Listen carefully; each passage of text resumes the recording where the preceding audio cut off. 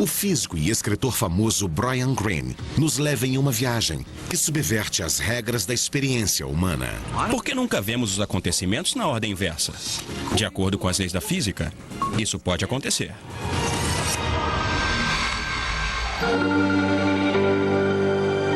Além do cosmos, o espaço.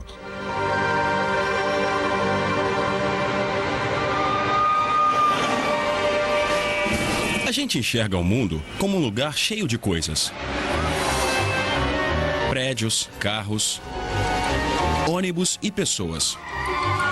Em nenhum lugar isso parece tão evidente como numa cidade populosa como Nova York. Mas em volta de todos os objetos que compõem o nosso mundo cotidiano, existe um componente tão importante, só que bem mais misterioso. O espaço, onde todos esses objetos existem. Para entender o que estou falando, vamos parar por um instante e imaginar.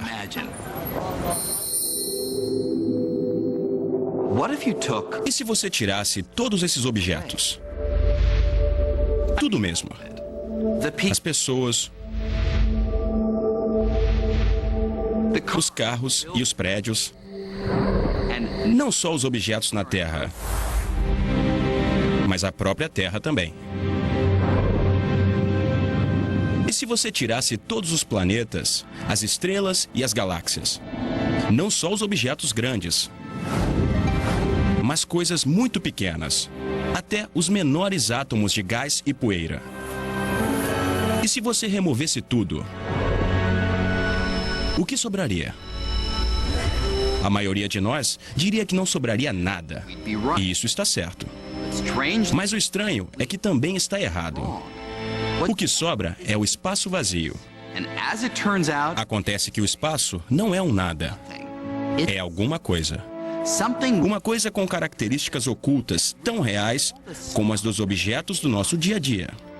Na verdade, o espaço é tão real que pode se curvar. Pode se torcer. E pode se ondular. É tão real que o espaço vazio em si ajuda a moldar tudo no mundo à nossa volta e forma o próprio tecido do cosmos. A gente não pode entender nada sobre o mundo a menos que entenda o espaço, porque isso é o mundo, o espaço com as coisas dentro dele. Geralmente não temos consciência do espaço, mas eu digo, os peixes provavelmente também não têm consciência da água e estão dentro dela o tempo todo.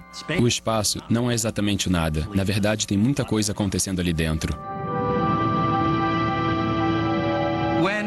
Quando a maioria de nós pensa no espaço sideral, um lugar que está muito, muito longe. Mas o espaço está em toda parte. Podemos dizer que é o que existe de mais abundante no universo. Mesmo os menores objetos, como os átomos, o ingrediente básico em você, em mim e em tudo que vemos no mundo, até eles são quase inteiramente feitos de espaço vazio.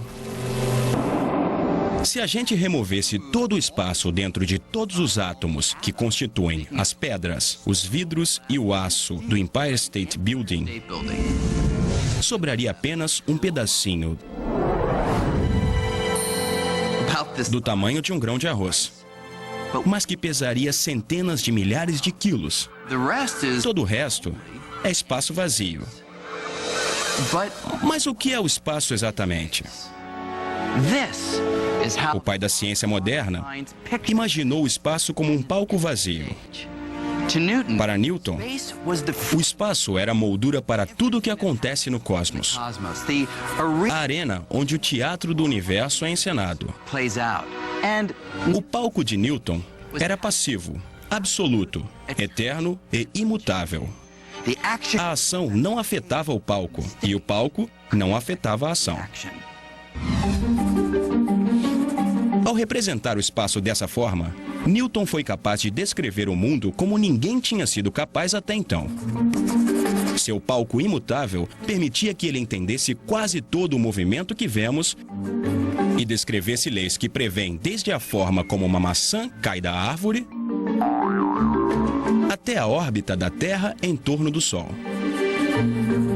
Essas leis funcionam tão bem que são usadas até hoje, seja para lançar satélites ou para pousar aviões. Todas elas dependem de um conceito radical. O espaço é real. Mesmo que você não possa ver, cheirar ou tocar, o espaço é real e físico o suficiente para ser uma referência para certos tipos de movimento, como a patinadora. Newton dizia que quando ela gira, seus braços se abrem porque ela está girando em relação a alguma coisa, que é o próprio espaço. Os filósofos têm discutido a natureza do espaço há muito tempo. O que Newton fez foi mudar os termos do debate. Com isso, a ciência moderna nasceu. O palco de Newton foi um sucesso e ficou sob os holofotes por mais de 200 anos. Mas nas primeiras décadas do século XX, surgiu um novo conjunto de ideias que balançou as estruturas do palco de Newton. Essas ideias foram apresentadas por um jovem funcionário de um escritório de patentes na Suíça. O nome dele era Albert Einstein. Einstein cresceu no final do século XIX, a alvorada da era da eletricidade. A energia elétrica estava iluminando as cidades, dando origem a vários tipos de tecnologia que Newton nunca poderia ter imaginado. Todos os novos desenvolvimentos estavam relacionados com a luz, que fascinava Einstein desde criança. Não as lâmpadas e os postes de luz, mas a própria natureza da luz. A fascinação por uma característica particularmente estranha da luz, sua velocidade, foi o que levou Einstein a derrubar o conceito de Newton sobre o espaço. Para entender como, vamos dar uma voltinha.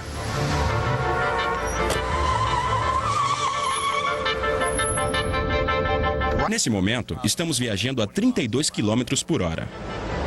Para ir mais rápido, o motorista só precisa pisar no acelerador para a velocidade mudar. A gente pode sentir a mudança, mas também pode ver no velocímetro do táxi ou num desses radares de velocidade. Pode diminuir agora. Mas imagine que em vez de medir a velocidade do táxi, você tenha um sinal de radar que mede a velocidade da luz emitida pelo farol. Esse sinal mediria a luz viajando a uma velocidade espantosa, 1.080.000 km por hora. Quando o táxi começa a andar, você pode pensar que a velocidade da luz aumenta tanto quanto a velocidade do carro. Afinal de contas, o táxi em movimento dá um empurrãozinho para a luz. Mas, para nossa surpresa, não é isso que acontece. Nosso sinal de radar ou qualquer outra medição da velocidade da luz sempre vai detectar a luz viajando a 1.080.000 km por hora, independente do carro estar em movimento ou não. Mas como pode ser? Como todas as medições da velocidade da luz podem ter sempre o mesmo resultado? Quando você corre até uma parede, ela está indo em direção a você mais rápido do que quando você está parado em relação a ela. Mas o mesmo não acontece com a luz. A velocidade da luz é a mesma para todo mundo. Isso é extraordinário. Einstein resolveu esse quebra-cabeça da seguinte forma. Sabendo que a velocidade é só uma medida do espaço que um objeto percorre ao longo do tempo, ele propôs uma ideia incrível. O espaço e o tempo poderiam trabalhar juntos, se ajustando constantemente na medida certa para que a velocidade da luz seja sempre 1.080.000 km por hora. Para respeitar essa característica absoluta da luz, o tempo não poderia mais ser absoluto. O espaço teria que deixar de ser absoluto. E ambos precisariam ser relativos de um jeito que um influenciasse o outro. A ideia de que o espaço e o tempo são relativos só é estranha porque não nos movemos rápido o suficiente no dia a dia para perceber isso. Mas se o táxi pudesse correr a uma velocidade próxima da luz, os efeitos não estariam mais ocultos.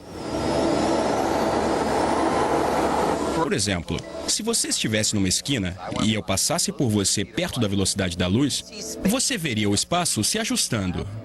E ia parecer que o meu táxi só tem alguns centímetros. E que o ponteiro do meu relógio gira muito devagar. Da minha perspectiva, dentro do táxi, meu relógio estaria funcionando normalmente e o espaço ia parecer o de sempre. Mas quando eu olhasse para fora do táxi, veria o espaço se ajustando. Tudo para manter a velocidade da luz constante. Para Einstein, tempo e espaço não são rígidos e absolutos. Eles se fundem com o movimento para formar uma única entidade que veio a ser chamada de espaço-tempo. Nas mãos de Albert Einstein, essa nova ideia do espaço desvendou um mistério profundo envolvendo a força mais familiar do cosmos: a gravidade. Newton sabia que a gravidade é uma força que atrai os objetos entre si. E as leis que ele descreveu prevêem essa força com uma precisão fantástica. Mas como a gravidade realmente funciona? Como a Terra atrai a Lua por centenas de milhares de quilômetros de espaço vazio? As duas se comportam como se estivessem conectadas por uma corda invisível. Mas todo mundo sabe que isso não é verdade. As leis de Newton não davam nenhuma explicação para isso. Einstein achava que nenhum curativo poderia consertar a teoria da gravidade de Newton. Ele tinha que inventar um mecanismo, tinha que entender isso. Após se dedicar ao problema por mais de 10 anos, Einstein chegou a uma conclusão surpreendente. O segredo da gravidade estava na natureza do espaço-tempo, que era muito mais flexível do que ele tinha previsto e que podia se esticar como um tecido. Isso era uma ruptura radical com Newton.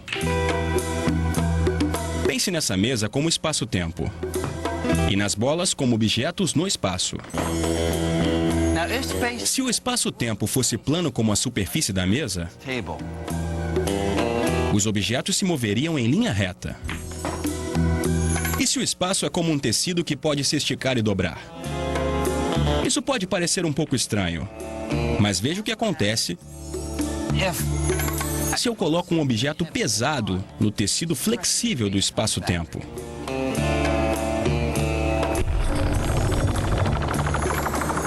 Se eu der mais uma tacada, as bolas vão se mover por uma cavidade criada no tecido por esse objeto. Einstein percebeu que é assim que a gravidade funciona de fato. Ela é a deformação do espaço-tempo causada pelos objetos nele. Em outras palavras, a gravidade é a própria forma do espaço-tempo. A Lua não mantém a órbita porque é atraída pela Terra por uma força misteriosa, e sim porque se move ao longo de uma curva no tecido do espaço-tempo criada pela Terra. Com Einstein, o espaço se tornou não apenas real, como também flexível. Então, de repente, o espaço tinha propriedades, tinha curvatura. De repente, o espaço tinha uma geometria flexível, quase como uma folha de borracha. Isso abre um novo caminho para pensar a realidade e descrever todo o universo. Einstein virou Einstein por causa dessa observação. Enquanto Newton considerava que o espaço era passivo, Einstein considerava que ele era dinâmico. Para ele, o espaço está entrelaçado com o tempo e determina como os objetos se movem. Depois de Einstein, o espaço não pode mais ser pensado como um palco estático, e sim como um ator que interpreta o papel principal no teatro cósmico.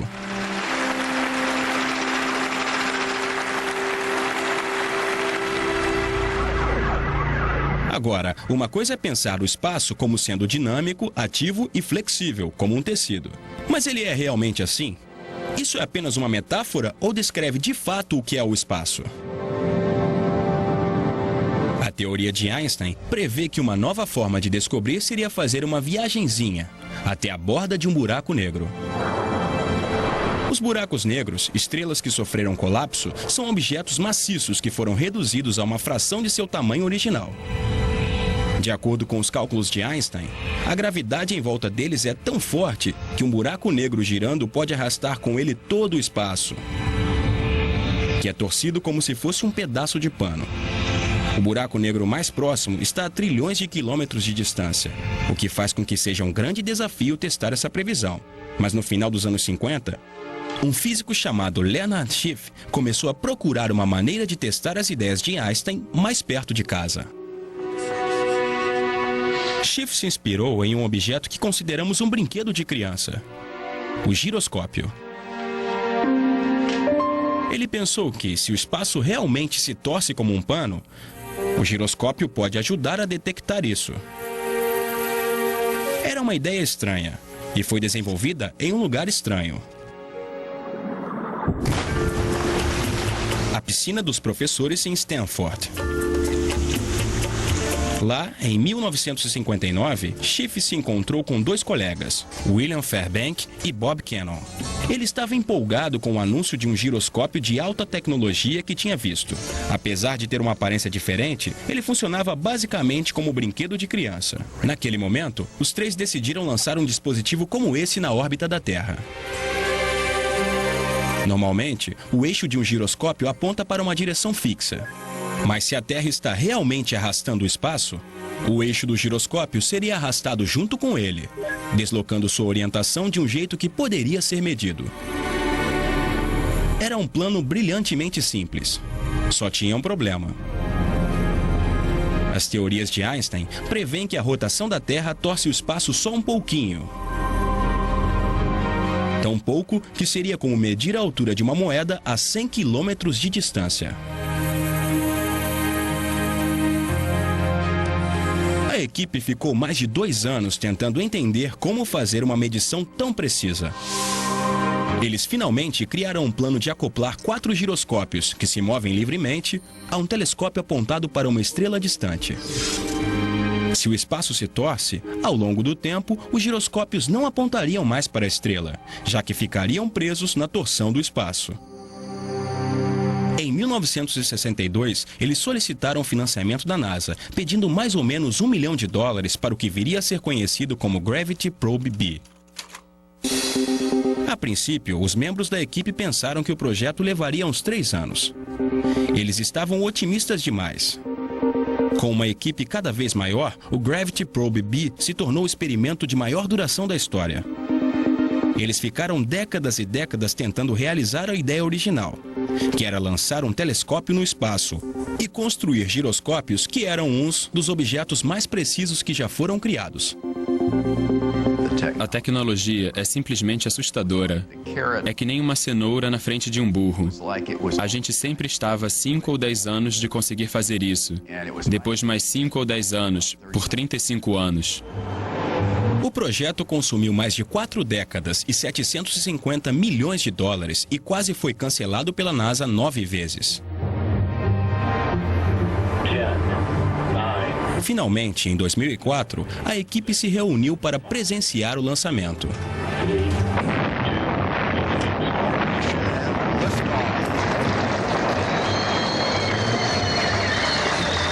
Dos 3 homens que estavam na piscina em 1959, só um ainda estava vivo para ver. A gente ficou lá olhando. Foi um momento incrível na minha vida. Uma experiência emocionante. Foi impecável. 10 mil coisas não deram errado. Por quase um ano, o Gravity Probe B orbitou em volta da Terra, enquanto a equipe monitorava ansiosamente cada movimento, tentando ver se a Terra realmente torcia o espaço. Os dados finalmente começaram a chegar. E havia um problema. Os giroscópios estavam tendo uma pequena oscilação inesperada. E ajeitar os dados custaria milhões de dólares. O dinheiro estava acabando e parecia que o trabalho de quase meio século estava prestes a descer pelo ralo.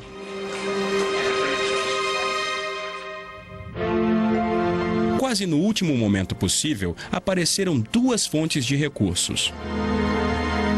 O filho de William Fairbank, um dos membros originais da equipe, fez uma doação pessoal, e Turki Al-Saad, um membro da família real saudita formado em aeronáutica por Stanford, providenciou uma grande doação. Ao longo dos próximos 2 anos, o problema com os dados foi resolvido, revelando que os eixos dos giroscópios tinham se deslocado quase exatamente como estava previsto nas equações de Einstein. Acho que foi a primeira vez que deu para ver o efeito de Einstein, a deriva, a olho nu. Esse experimento forneceu a prova mais direta de que o espaço é uma coisa real. Uma entidade física como um tecido. Afinal de contas, se o espaço fosse nada, não haveria nada para torcer.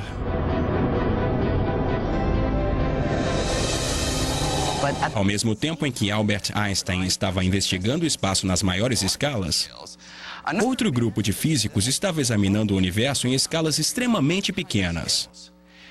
E eles encontraram um território completamente inexplorado, no qual a ideia de Einstein sobre o espaço não foi encontrada em lugar nenhum. Para entender o que estou falando, imagine que você pudesse encolher a um tamanho bilhões de vezes menor.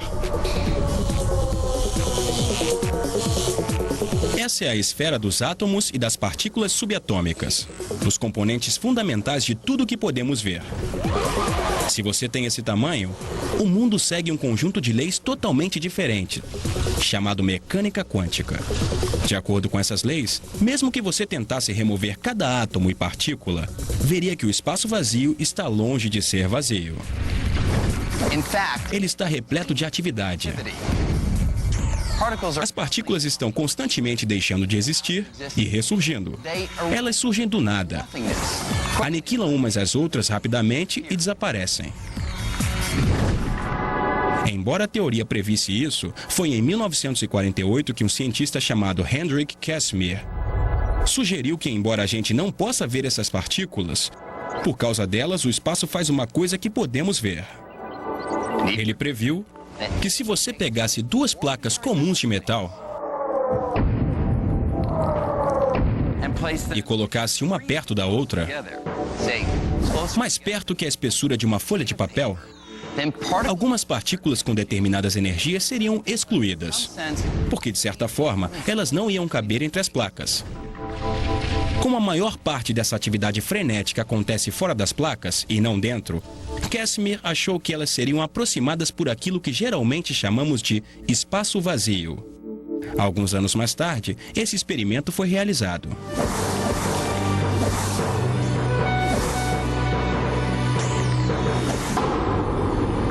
Isso provou que Casimir estava certo. No espaço vazio, as placas se aproximavam. Então, na escala atômica, o espaço vazio não é vazio. É tão inundado de atividade que pode forçar objetos a se mover. Hoje em dia, a busca por entender o espaço na menor escala continua com um dos experimentos científicos mais caros da história. Esse é o CERN, a Organização Europeia para a Pesquisa Nuclear, em Genebra. Aqui, enterrado a mais de 50 metros do solo, está o Grande Colisor de Hadron, o acelerador mais poderoso do mundo. Seu custo foi cerca de 10 bilhões de dólares, e ele acelera partículas subatômicas até mais de 99,99% da velocidade da luz, e faz com que elas colidam umas contra as outras. Na chuva de detrito produzido por essas colisões, os cientistas descobriram uma fauna de partículas estranhas e exóticas. Agora mesmo, eles estão perseguindo uma das mais complexas. Uma partícula que seria fundamental para formar tudo, desde os átomos no nosso corpo até as estrelas mais distantes. Se essa partícula for encontrada, ela vai redefinir nossa concepção do espaço e cumprir uma missão que começou mais de 40 anos atrás. Tudo começou em 1964, quando um jovem físico inglês chamado Peter Higgs fez uma sugestão tão radical sobre o espaço que quase arruinou sua vida. Me disseram que eu estava falando bobagem, que eu não poderia estar certo. É claro que ninguém entendeu o que eu estava falando. Higgs e alguns outros cientistas estavam tentando montar um quebra-cabeça. Todas as partículas fundamentais do universo contêm diferentes quantidades de massa, que normalmente consideramos peso. Sem a massa, essas partículas nunca se combinariam para formar os átomos que compõem todas as coisas que vemos no mundo. Mas o que cria a massa? Por que as partículas têm diferentes massas? Por mais que os cientistas tentassem, ninguém nunca tinha sido capaz de responder essa questão complexa. Num fim de semana, após uma caminhada nos arredores de Edimburgo, Higgs teve uma ideia curiosa. Usando a matemática, ele imaginou o espaço de um novo jeito, como se ele fosse um oceano. As partículas estariam imersas nesse oceano e ganhariam massa enquanto se movessem por ele. Para entender como isso funciona, pense na massa de uma partícula como a fama de um ator. E no oceano de Higgs, como os paparazzi. Algumas partículas são como os atores desconhecidos e passam facilmente. Os paparazzi não estão interessados nelas. Mas outras partículas são como as grandes estrelas e têm que abrir caminho. Quanto mais essas partículas se esforçam para passar, mais elas interagem com o oceano e ganham massa. Higgs estava convencido de que tinha feito uma grande descoberta. Mas quando ele enviou sua ideia para um jornalista do CERN, ela foi rejeitada. Sem se abalar, Higgs aprimorou sua teoria, até que surgiu a chance de apresentá-la no antigo recanto de Einstein, o Instituto de Estudos Avançados de Princeton. Ele esperava que suas ideias fossem encontrar os críticos mais ferrenhos lá. Eu estava dirigindo feliz na estrada, quando vi uma placa para Princeton. E isso me fez perceber no que eu estava me metendo. Comecei a suar frio e a tremer. Tive que parar o carro para me recompor. Mas Higgs insistiu. Aquela foi a primeira de uma série de conversas que iriam convencer seus colegas de uma vez por todas que aquilo era uma grande descoberta. No fim das contas, eu os venci pelo cansaço. Eu triunfei. Então aproveitei as festas que vieram em seguida. Hoje, a ideia pioneira de Higgs, chamada de campo de Higgs, é crucial para o nosso entendimento do espaço. O campo de Higgs está em toda parte, e até no vácuo mais vazio do espaço tem um efeito. Ele nos dá massa. Acho que Higgs merece mesmo crédito por ter sido uma das pessoas que disseram que o espaço é uma coisa e tem propriedades que são intrínsecas, das quais não podemos nos livrar. Não dá para desligar elas.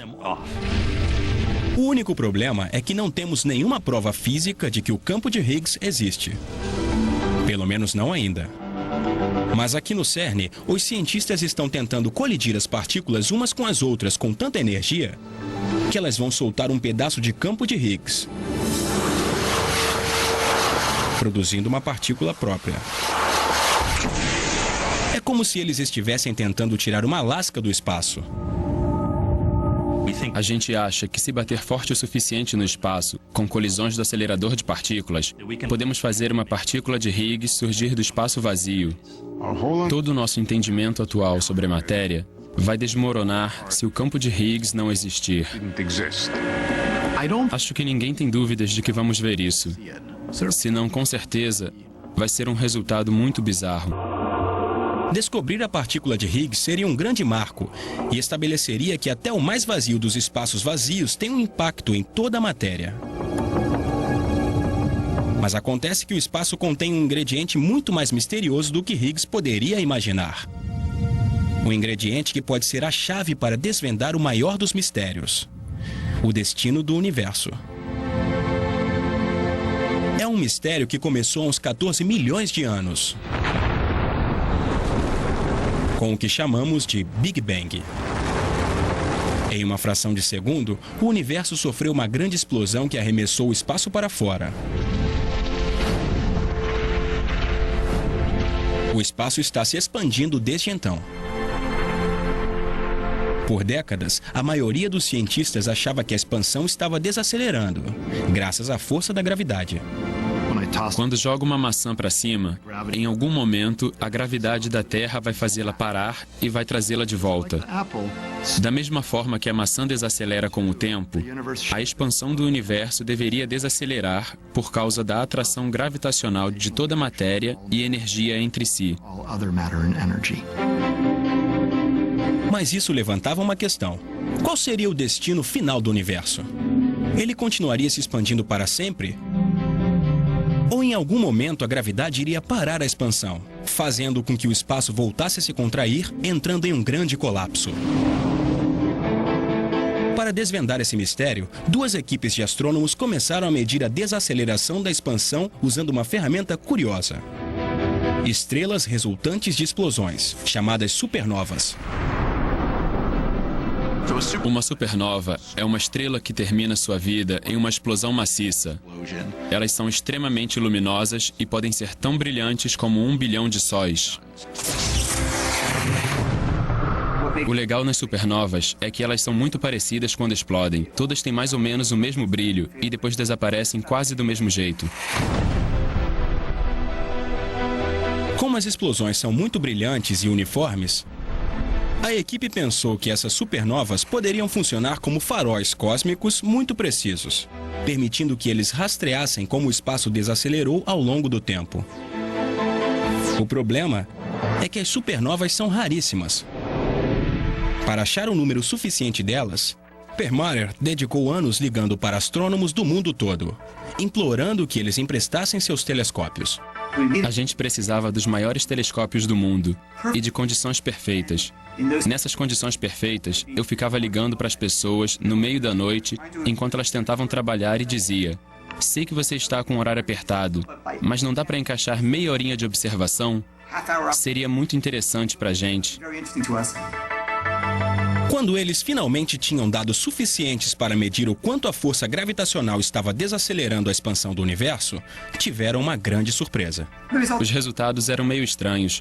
Não mostravam nenhuma desaceleração do universo. Foi uma surpresa. Na verdade, o universo está acelerando. É como se o espaço, que a gente pensava que não era nada, tivesse uma qualidade inerente parecida com a de uma mola. O espaço não queria ser comprimido, na verdade queria esticar o universo. Parecia que o universo estava se expandindo cada vez mais rápido. Ele estava acelerando em vez de desacelerar. Minha reação imediata foi: eu preciso descobrir o que está errado. Isso não pode estar certo. Mas isso estava certo. A maioria dos cientistas concordou com uma explicação.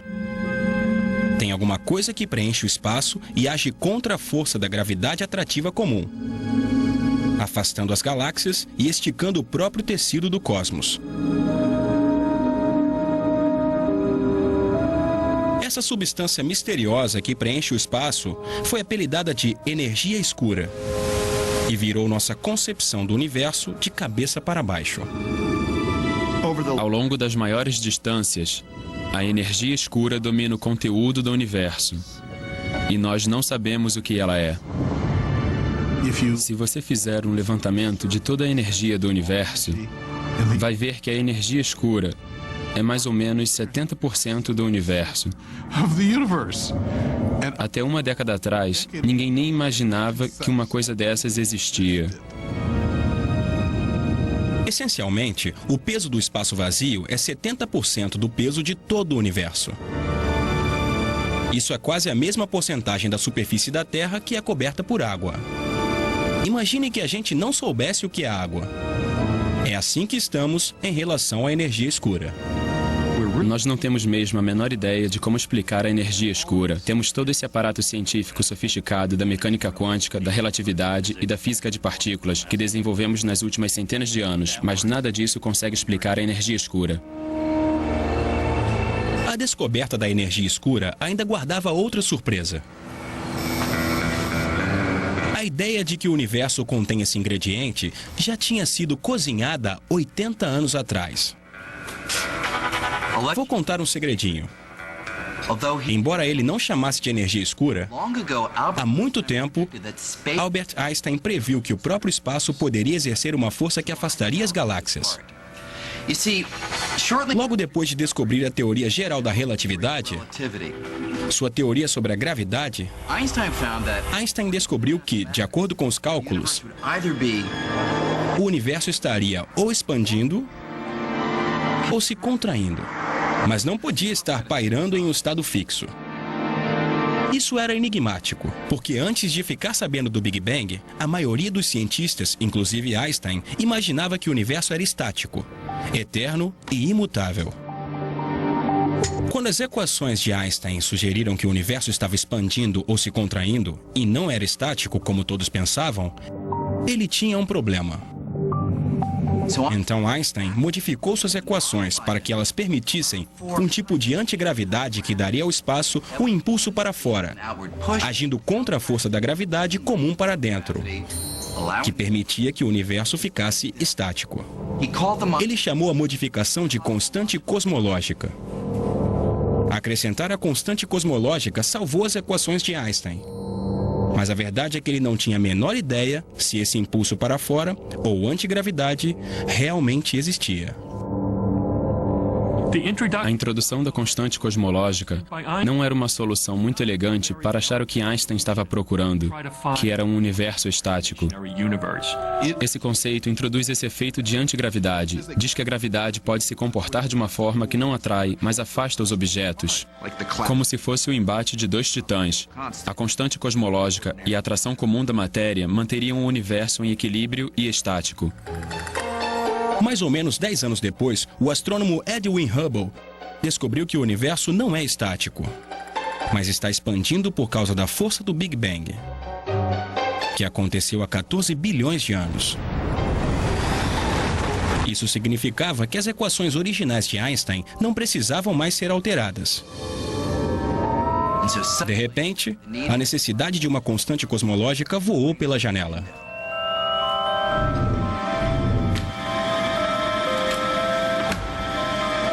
Obrigado. Dizem que Einstein falou que esse foi o seu maior tropeço. Só que com a recente descoberta da expansão do universo, os cientistas estão convencidos de que tem alguma coisa no universo que está afastando todos os objetos. Então o maior erro de Einstein pode estar entre as suas maiores descobertas. Ninguém mais estava pensando nisso. Mas a constante cosmológica de Einstein pode muito bem ser a chave para entender a expansão do universo que vemos hoje. Apesar de ninguém saber o que é a energia escura de fato, ela levanta uma possibilidade espantosa e perturbadora. Einstein descreveu a força de sua antigravidade como sendo constante. Mas a força da energia escura é constante? E se ela muda ao longo do tempo? A resposta poderia derrubar tudo o que a gente achou que sabia sobre o destino do cosmos. Nesse momento, das moléculas que compõem o meu corpo até as moléculas que formam a Lua, tudo no nosso mundo fica inteiro por causa das forças que prevalecem sobre o impulso da energia escura. Por isso não vemos as coisas se expandindo no nosso dia a dia. Mas essa situação pode não durar para sempre. Pode ser que a energia escura continue afastando as galáxias até que elas estejam tão distantes umas das outras que o universo se tornará um lugar frio, escuro e solitário. Ou a força da energia escura aumentará ao longo do tempo e ficará tão forte que destroçará tudo dentro das galáxias.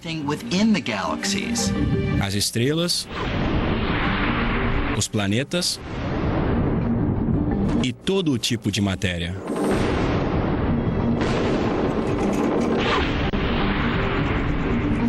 Se a energia escura aumenta com o tempo, vai chegar uma hora em que os átomos vão ser despedaçados, quando existir energia escura suficiente entre os núcleos e os elétrons para rasgar o espaço, o que é chamado de Big Rip, a grande ruptura.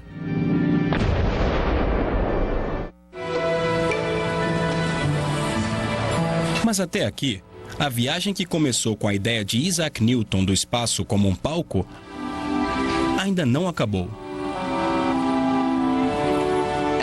Quando olhamos para o tecido do cosmos mais de perto, podemos encontrar muito mais surpresas que qualquer um poderia imaginar. Eu, por exemplo, pareço bem real. Não pareço? Mas estão surgindo novas pistas de que eu, você e até o próprio espaço, tudo pode ser, na verdade, um tipo de holograma. Quer dizer, tudo que vemos e vivenciamos, tudo que chamamos de nossa realidade tridimensional, pode ser a projeção de informações que estão armazenadas em uma fina superfície bidimensional distante.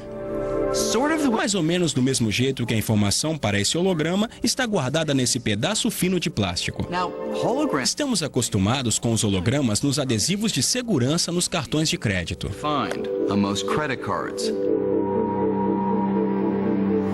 Mas imaginar o universo como um holograma é a versão mais drástica da nossa concepção de espaço e de realidade que já foi proposta. As provas disso vêm de uma das áreas mais estranhas do espaço: os buracos negros. Quando eu era mais jovem, ia achar que qualquer físico que dissesse isso estaria absolutamente maluco. Podemos pensar desse jeito. Imagine que eu jogasse a minha carteira dentro de um buraco negro. A gente costumava pensar que nada, nem mesmo a luz, poderia escapar da imensa gravidade do buraco negro. Então minha carteira estaria perdida para sempre. Mas agora, parece que essa pode não ser a história completa. Recentemente, alguns cientistas estavam estudando a matemática que descreve os buracos negros e fizeram uma descoberta curiosa. Mesmo que minha carteira desapareça no buraco negro, uma cópia de toda a informação contida nela mancha a superfície do buraco negro e fica guardada, do mesmo jeito que a informação é armazenada num computador. No final das contas, minha carteira existe em 2 lugares. Uma versão tridimensional está perdida para sempre dentro do buraco negro. E uma versão bidimensional permanece na superfície como informação. O conteúdo de informação de tudo que caiu no buraco negro pode ser inteiramente representado no lado de fora do buraco negro. A ideia é que você pode apreender tudo o que acontece dentro do buraco negro olhando só para o lado de fora. Em teoria, eu poderia usar a informação no lado de fora do buraco negro para reconstruir minha carteira. A parte mais desconcertante é que o espaço dentro do buraco negro segue as mesmas regras que as do espaço fora dele ou de qualquer outro lugar. Se um objeto dentro de um buraco negro pode ser descrito pela informação fora do buraco negro, então pode ser que tudo no universo, as estrelas, as galáxias, você e eu, e até o próprio espaço, pode ser apenas uma projeção da informação armazenada em uma distante superfície bidimensional, que está em volta de nós. Em outras palavras, o que percebemos como realidade pode ser um tipo de holograma. O mundo tridimensional é uma ilusão, do mesmo jeito que um holograma é uma ilusão? Talvez. Acho que estou disposto a achar que sim, que o mundo tridimensional é um tipo de ilusão e que a realidade absoluta é a realidade bidimensional na superfície do universo. Essa ideia é tão nova que os físicos ainda estão se esforçando para entender. Mas da mesma forma que Newton e Einstein mudaram completamente a nossa ideia do espaço, se isso estiver certo, podemos estar à beira de uma revolução ainda mais drástica. Apesar de ser uma parte tão vital da nossa vida cotidiana, o espaço continua sendo um estranho. Ele está em todo lugar, mas ainda estamos longe de desvendar sua verdadeira identidade. Isso pode levar 100 anos, pode levar 1000 anos, ou pode acontecer amanhã. Mas quando o mistério for desvendado, isso será um passo gigante no caminho para a compreensão do tecido do cosmos.